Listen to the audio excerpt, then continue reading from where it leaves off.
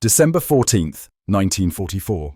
Snow drifted across the ruined tree line east of Bastogne, carried by a wind that felt sharp enough to cut skin.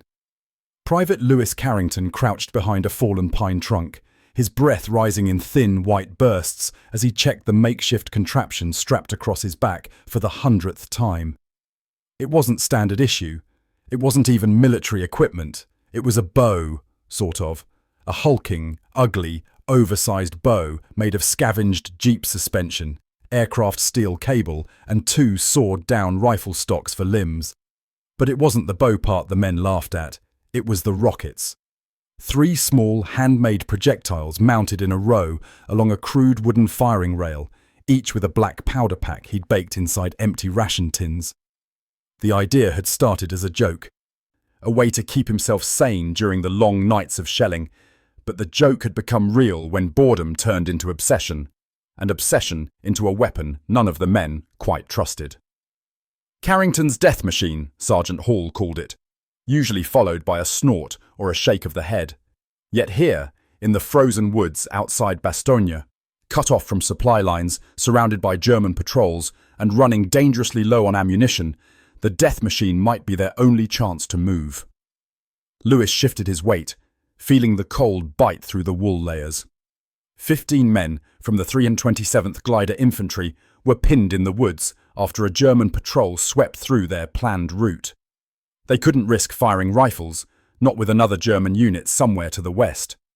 Sound travelled too easily across the snow. The enemy had the numbers, the ammunition, and the high ground. Lewis had fear, stubbornness, and a weapon nobody believed in. The snow muted everything. Even the distant artillery sounded muffled, like thunder wrapped in blankets.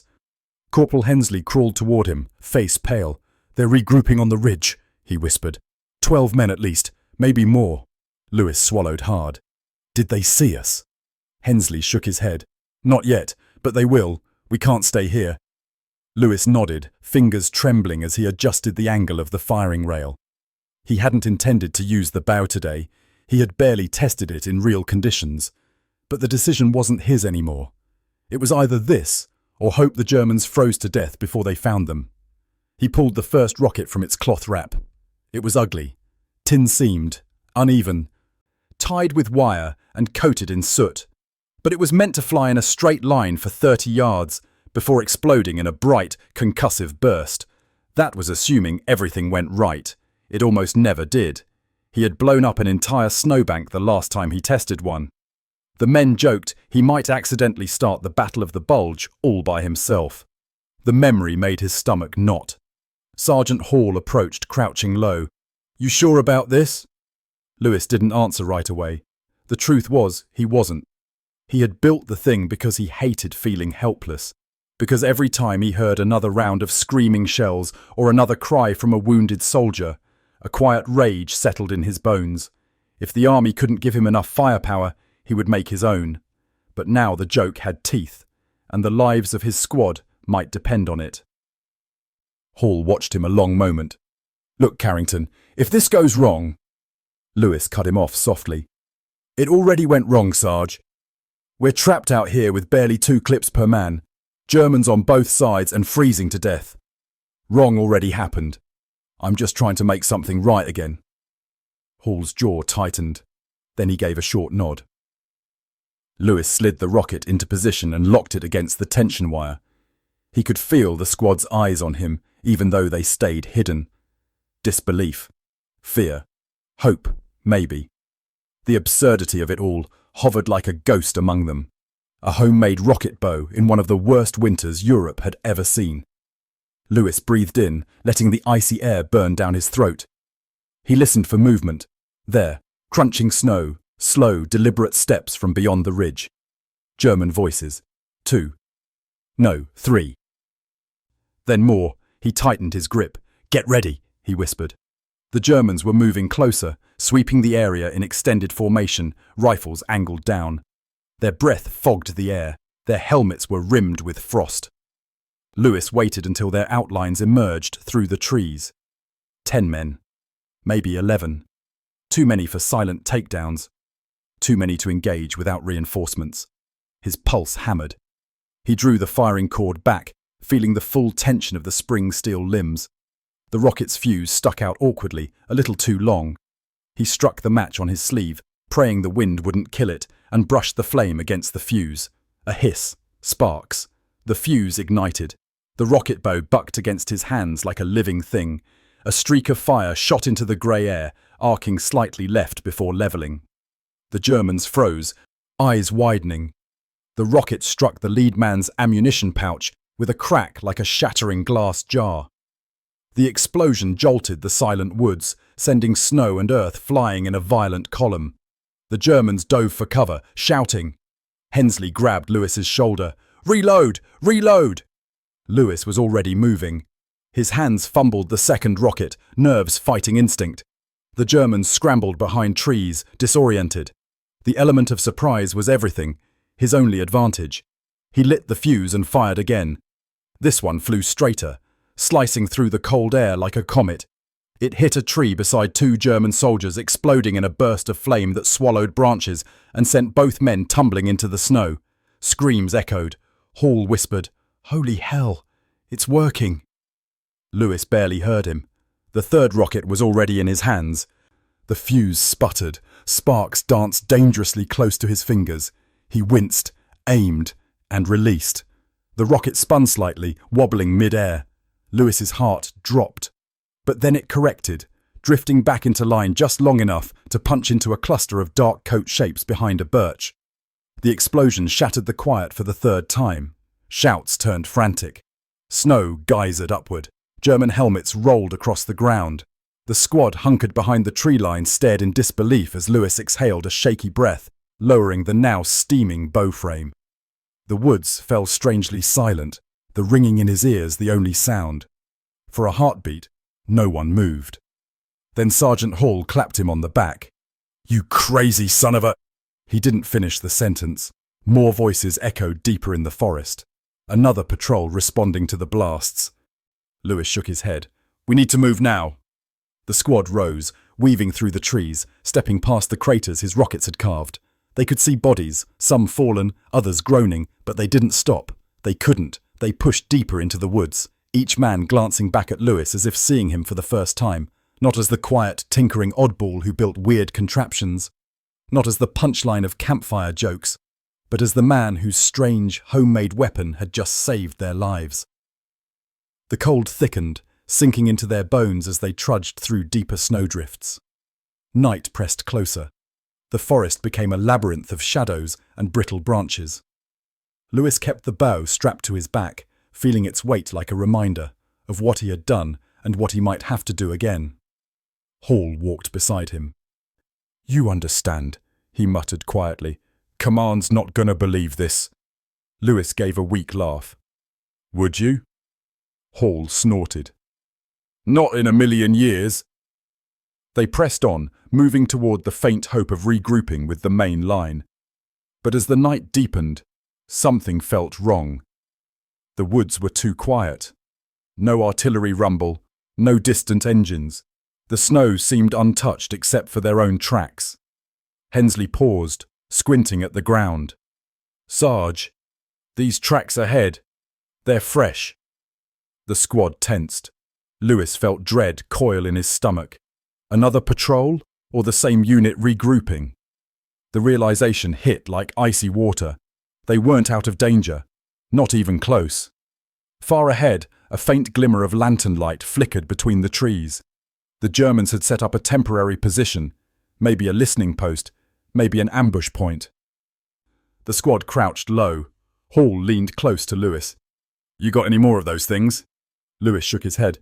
"3 was all I carried." Hall exhaled slowly. "Then we do this quiet." But the lantern light shifted. Shadows moved. Someone shouted in German, a short, sharp command. They had been spotted. Rifles raised. The squad braced. Lewis's pulse pounded as he pulled the bow from his back. Empty. Useless. Except he felt the tension wires, the heavy limbs still taut. The bow might not fire rockets anymore, but it could still launch something. Anything. He scanned the snow. His eyes landed on a broken rifle stock, half buried. He grabbed it, lashed it to the rail with a strap, angled the bow upward. Hall saw what he was doing and muttered, "You're insane." Lewis didn't disagree. He drew the tension cord as far back as it would go. The Germans were advancing, shouting warnings. Lewis inhaled. The cold stabbed his lungs. He released. The improvised projectile shot into the air with surprising force, spinning wildly. It didn't explode, but it didn't have to. It hit the lantern. Glass shattered. Oil splashed. Flames erupted across the snow, blinding the Germans and throwing their formation into chaos. "Move!" Hall shouted. The squad surged forward, using the momentary confusion to break past the German line, sprinting into the dark forest beyond. Bullets whipped through branches. Snow exploded around them. Lewis ran until his legs burned, the bow clattering on his back with every desperate stride. Only when they reached a dense thicket did Hall signal them to stop. The squad collapsed into the snow, gasping. Lewis leaned against a tree, shaking, not from the cold, but from the weight of everything that had just happened. Hall looked at him, eyes narrowed with something between disbelief and awe. "Carrington, you just took out an entire German patrol with something you built out of scrap metal." Lewis didn't answer. He stared at the bow in his hands, steam rising from the wood where heat still lingered. Somewhere in the distance, the forest echoed with German voices searching, reorganizing, realizing they had underestimated someone. Lewis tightened his grip. He didn't know what tomorrow would bring, but he knew this. The laughing had stopped. Now came the consequences. Snow hammered the forest through the early hours of the morning, thick flakes drifting silently into the branches until the trees sagged under the weight. Lewis and the rest of the squad huddled in the shelter of a narrow ravine, concealed by the overhang of frost-slick rock. Their boots were numb, their fingers stiff despite constant rubbing, and their rations nearly gone. But they were alive, because of a weapon none of them had believed in until the moment it changed their fate. Lewis stared at the bough lying across his knees. Its metal limbs rimed with ice. The wood rail was cracked from the lantern-shot impact. The firing cord was frayed.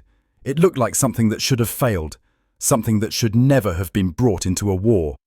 And yet the moment he closed his eyes, he could still hear the explosions booming across the forest, see the shock rippling through the German patrol, feel the jolt of each release in his arms. Maybe he didn't understand it himself, how something built in desperation had carried them through, but he knew this much. The patrol they had escaped from wasn't done hunting them. Sergeant Hall crouched beside him, chewing the inside of his cheek the way he always did when he was thinking too hard. "Carrington, you got any more ideas in that head of yours? Because I don't think we can outrun them forever." Lewis shook his head. "Not yet. But the bow still has tension. If I can reinforce the rail, maybe." Hall raised an eyebrow. "With what? Snow?" Lewis scanned the ravine. Shattered pine branches, a rusted piece of fencing wire tangled in roots, a jagged wedge of bark, and a broken German entrenching shovel someone must have abandoned weeks earlier. "With whatever we can find." Hall snorted, half amused, half resigned. "You're unbelievable." But he gestured for the men to gather anything that looked useful. They scavenged in silence. Snow muffled the world, reducing movement to faint crunches. Private Mason returned with the broken shovel head, handing it to Lewis. "Think you can do something with this?" Lewis ran his fingers along the metal. "Maybe. If I reshape the rail so it braces against the limbs, it could handle a bigger load." Mason blinked. "Bigger load? You mean bigger rockets?" Lewis didn't answer. He didn't know if they would even survive long enough for bigger rockets to matter. While he worked, Hall kept watch. The air was so cold that even breathing felt like swallowing ice. At one point, Hall glanced back sharply. "Hear that?" Everyone froze. Snowflakes drifted lazily from a low grey sky. Wind rattled thin branches overhead. Lewis felt his stomach tighten. He heard it too, distant, rhythmic crunching, boots in snow, more than one man, maybe a whole squad. The Germans were tracking them. The squad sank deeper into the ravine. Lewis kept filing the edge of the shovel down, reshaping it into a flat brace. Hensley crouched near him. How long until that thing works again? Lewis didn't look up. Depends how long until we die. Hensley swallowed hard. Not helping. Lewis softened his tone. 10 minutes. Maybe 15. Hall scanned the rim of the ravine. You have 10, not 15. Lewis worked faster. The Germans were close enough now that their voices reached the ravine in clipped bursts, short commands, measured responses, the kind of calm formation speech that meant they weren't wandering aimlessly. They were tracking, purposefully, carefully, methodically. Lewis forced himself not to panic. The metal brace slid into place with a dull click. He lashed it tightly using the fencing wire, twisting until his fingers bled. The cord groaned as he tested the tension. It could hold, barely. Hall hissed softly. Positions. The squad crouched lower, rifles ready, but each man knew ammunition was limited. The Germans had numbers and better angles. Lewis stared at the bow, tracing the line of the rail. If he had time, hours, maybe he could craft a new set of projectiles. But right now, he had nothing except the tool itself. A spring steel delivery system without delivery. Then he noticed the broken shovel handle leaning against the rock. Thick wood, solid, straight enough to behave like a bolt. If he could sharpen one end, just enough to stabilize flight, maybe it could fly with enough force to knock a man down or at least cause confusion. They didn't need explosions, they needed seconds, and seconds were survival. He grabbed the handle, dragged a knife across the end, carving it down into a crude point. Mason stared at him like he'd lost his mind. You're kidding. You're actually going to shoot a shovel handle at someone. Lewis didn't stop carving. Do you have a better idea? Hensley opened his mouth, shut it, then shook his head. Damn it. He might. The German voices grew louder. One man called down into the ravine. Another echoed. Lewis didn't speak German, but the tone was unmistakable. Checking, probing, sweeping the perimeter for signs of life. If they didn't move soon, the Germans would be directly above them. Hall motioned frantically. Carrington, now or never. Lewis slid the makeshift bolt into the rail. It was thicker than anything he had ever fired. He braced the bow against the rock wall to hold the tension. The limbs groaned in protest. The wire creaked. His breath clouded in front of him. He didn't aim at a soldier. He aimed at a tree, a tall spruce jutting from the slope above. If the bolt hit it hard enough, the vibrations could shake loose the snow built up on its upper branches. Enough weight to bury anything below. He lit the fuse, but there was no fuse. His hands shook. He reached instead for the firing cord, drawing it back with all the strength in his arms and shoulders. The cold bit deep. His muscles burned. He heard Hall whisper, "Come on, kid." Lewis exhaled. Released. The bolt shot from the bow with a violent twang. Wobbling but maintaining direction. It slammed into the spruce trunk halfway up with a loud, wet crack. Snow from the upper branches trembled, then avalanched downward in a massive sheet. Two Germans walking beneath it vanished under the crushing weight. Shouts erupted. Boots scrambled. One man slipped, tumbling down the slope. Another called for light. Panic cut through their organized sweep. "Move!" Hall barked, and the squad climbed the opposite side of the ravine, while the Germans were still disoriented. Their tired legs burned. Their lungs felt raw, but urgency fueled them. They scrambled between outcroppings, weaving through thicker trees, vanishing deeper into the woods, while German voices roared behind them. They didn't stop until the sun began to set again, turning the forest into a maze of blue-grey light. Hensley collapsed against a tree, panting hard. "We can't keep doing this," he whispered. Hall nodded, wiping frost from his eyebrows. "We won't have to. If we reach the old supply road, it'll lead us back toward the 501st Lines." Mason frowned. "Assuming the Germans haven't taken it." Hall shrugged. "We'll find out." Lewis sat in the snow, bow across his knees, staring at the cracked wooden rail. Hall crouched in front of him. "You did good back there." Lewis gave a hollow laugh. "I shot a tree with a shovel handle." "Yeah," Hall said. "And it worked." He tapped the bow. "Whatever this thing is, it's saved all of us twice now. You're not allowed to call it stupid anymore." Lewis didn't respond. His mind was already drifting, calculating angles, force, tension. trying to understand how much more the bow could take before it broke entirely. Night made everything worse. Darkness stripped away the thin illusion of safety, leaving only the cold and the growing fear of what might be following. Lewis couldn't shake the feeling that the Germans they escaped earlier weren't the type to give up easily. They had seen the explosions, they had lost men, and soldiers who lose men don't rest until they understand what hit them. Maybe they suspected artillery, maybe a hidden mine, but sooner or later they would realize something strange was happening in the woods, something improvised, and they would adapt. They marched through the night, stopping only when absolutely necessary.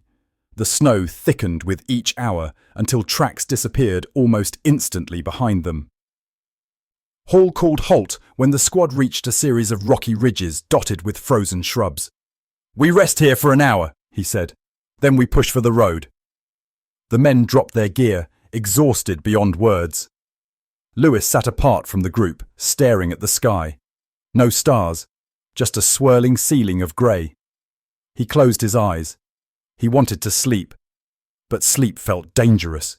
He kept thinking of the explosions, the snow avalanche, the shadows moving between trees, and the possibility that his crude invention, something built out of desperation, had now turned him into a target, not just for the enemy, but for his own doubts. If the bow failed at the wrong time, if it cracked mid-draw, or misfired under strain, someone would die. Maybe him. Maybe all of them. Hall approached quietly. "You're thinking too loud," he said. Lewis forced a smile. "Can't help it." Hall sat beside him. "You know, they're not laughing anymore." Lewis looked at him. "Is that supposed to make me feel better?" Hall shrugged. "It should. You earned it." Lewis exhaled, letting the cold air sting his throat. "Sarge, what happens if they catch up with us tomorrow?" Hall scanned the trees. "Then we repeat today, and the day after, and the day after that, until we get back to friendly lines or freeze trying." Lewis nodded slowly, feeling a knot of fear and responsibility tightening in his chest.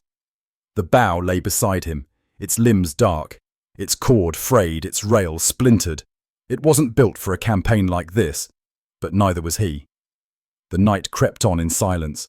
The wind rose. Somewhere in the distance a single gunshot echoed, faint but unmistakable. The men stiffened. Hall's eyes sharpened. "They're closer than I thought."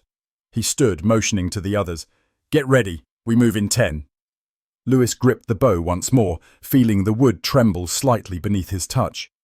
He didn't know if it would survive another day, but dawn was coming, and with it, another fight he could not avoid. Dawn came slowly, a thin, pale smear of light leaking through a sky swollen with storm clouds. The squad moved through the forest in a ragged line, each man half stumbling, half marching through knee-deep snow. The cold had become something alive, something that bit and clawed and whispered reasons to stop moving. Lewis walked near the front, beside Hall, the broken bow slung across his back like a burden he couldn't put down. His breath rasped in his chest. Every muscle ached. But they had to reach the old supply road. Once they did, they had a chance, a thin, narrow chance, of running into American units holding the perimeter around Bastogne. They climbed a slope littered with fallen branches and frozen shrubs.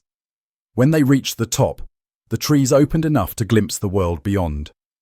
A long, winding stretch of white cut through the forest, barely visible through drifting snow. "The road," Mason whispered, voice quivering with relief. "We found it." Hall scanned the tree line. "Don't celebrate yet. If the Germans found it first, we're dead." The men crouched low, peering through the branches.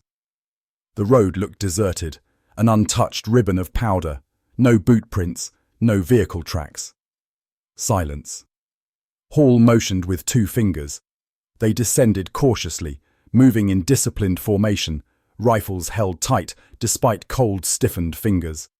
Lewis's heartbeat quickened. For a moment, just one moment, hope rose inside him like warmth. Maybe they would make it back. Maybe the bow could break apart and he could leave it behind as a strange chapter of a stranger winter. Maybe... A sharp whistle cut the air. Then another. Then a third. Lewis froze. Hall recognized it instantly. Down! The squad dove into the snow just as a burst of automatic fire stitched across the road, shredding tree bark, spraying powder into the air. German voices erupted from the right flank, followed by the metallic clatter of machine gun legs unfolding. The men crawled behind a fallen tree trunk, hearts pounding. "We walked right into them!" Hensley gasped, face pale. Lewis peered over the log. A full German patrol, no, two, had taken up positions on the ridges overlooking the road. They were prepared, dug in, watching, waiting. This wasn't a wandering sweep. This was deliberate. Hall clenched his jaw. They knew we'd come here. Lewis felt an icy drop slide down his spine.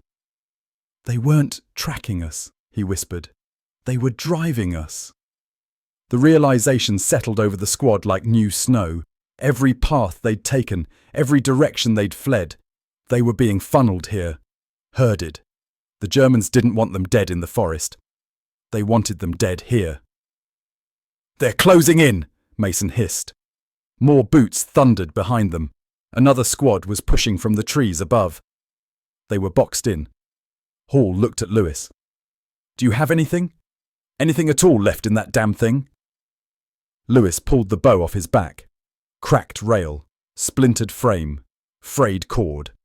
It was barely a weapon anymore, but it was something. He examined the forest floor quickly. Snow, ice, rocks, branches, nothing that could fly true, nothing that could distract a full patrol. Unless... His breath caught. The broken German entrenching shovel, the rest of its handle, the metal head now shaped into a brace, heavy, sharp-edged, dense enough to smash through bone if launched with enough force. Hall saw the idea form in Lewis's eyes. "You can't fire that thing," he whispered. "It'll snap the bow in half, or your arms." Lewis's pulse hammered. "If I don't, we're already dead." Hall hesitated, then nodded once. "Do it." Lewis positioned the shovel head along the rail, securing it with the last strip of wire he had left. The weapon felt wrong now. Too heavy, too front-loaded, too unpredictable. But the Germans were advancing from the rear, pushing through the trees with confident formation. The squad wouldn't last 60 seconds once the enemy reached the road.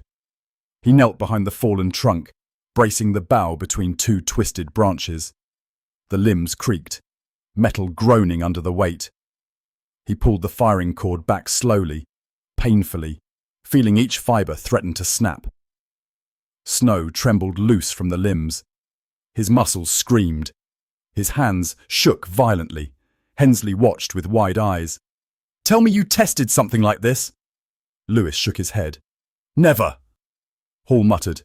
"Then God help us." The Germans opened fire again, bullets shredding the bark inches above Lewis's head. He flinched, but didn't stop drawing. The cord reached its maximum stretch. One strand snapped with a sharp twang, then another. The frame groaned like a dying animal.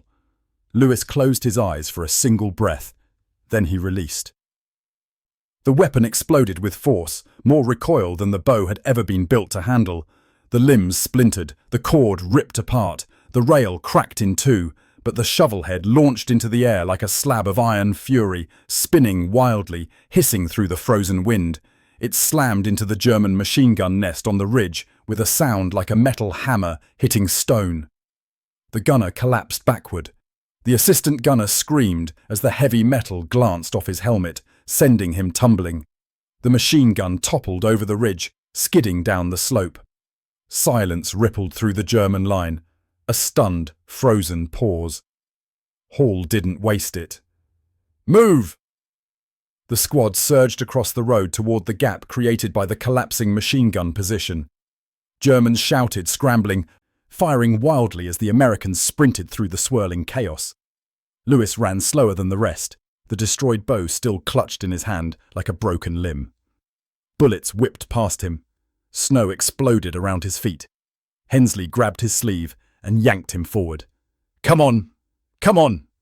They crashed through a break in the ridge, sliding down the opposite slope on their backsides, tumbling into a basin of rocks and shrubs. The rest of the squad followed, breathless, bruised, half shouting, half laughing in disbelief. Hall counted heads quickly. All present. Then, faintly at first, they heard an engine, not a German truck, a deeper rumble, familiar, friendly. Hall motioned them forward as the sound grew louder. They crept up the next ridge. Lewis's chest tightened. 2 American half-tracks and a squad of paratroopers were moving along a forest cut to the south, guns angled outward, scanning for movement. Hall stood tall and waved both arms. 327th, friendly, friendly. The half-tracks braked hard. Soldiers jumped down, rifles raised. Then their expressions shifted from tension to shock as the ragged squad emerged from the trees. A lieutenant approached. "Where the hell did you boys come from?" Hall jerked his thumb toward the shattered ridge behind them. "Long story, involving a madman with a homemade rocket bow." The soldiers laughed, until they saw Lewis. He stood trembling, face pale, holding the destroyed remnants of the bow in one hand. He looked more ghost than soldier. The lieutenant blinked. "You used that thing?" Lewis nodded weakly. "Once or twice." Hensley stepped forward. "More like 10 times, and he took out a whole patrol and a machine gun nest with it." The lieutenant stared, stunned into silence. Then he burst into a laugh, one of disbelief, not mockery. "Hell," he said, "you boys need hot food and blankets before you freeze to death." The half-tracks carried them back toward American lines as snow thickened into near whiteout. Lewis sat in the back, bow across his knees, staring at its broken limbs. Mason nudged him. "You gonna build another one?" Lewis stared ahead at the swirling storm. "No," he whispered. "One was enough." Hall overheard and smirked. "Don't lie, you're already thinking about it." Lewis didn't reply. But deep down, he knew Hall was right. Because even broken, even ruined, even something that should have failed, his strange weapon had protected the men he cared about. It had kept them moving, fighting, surviving, and somewhere in the frozen forests outside Bastogne, the remnants of the German patrol that hunted them were still trying to understand what had hit them. A rocket bow, a ridiculous idea, a soldier who refused to accept helplessness, and one impossible winter where laughter turned into fear, fear into respect, and respect into the kind of story soldiers would tell around fires for years to come. Lewis leaned back against the metal hull as the half-track rumbled towards safety. Snowflakes drifted onto his face, melting instantly. His eyes closed. For the first time in days, he allowed himself to breathe without fear. The bow was broken, but they were alive.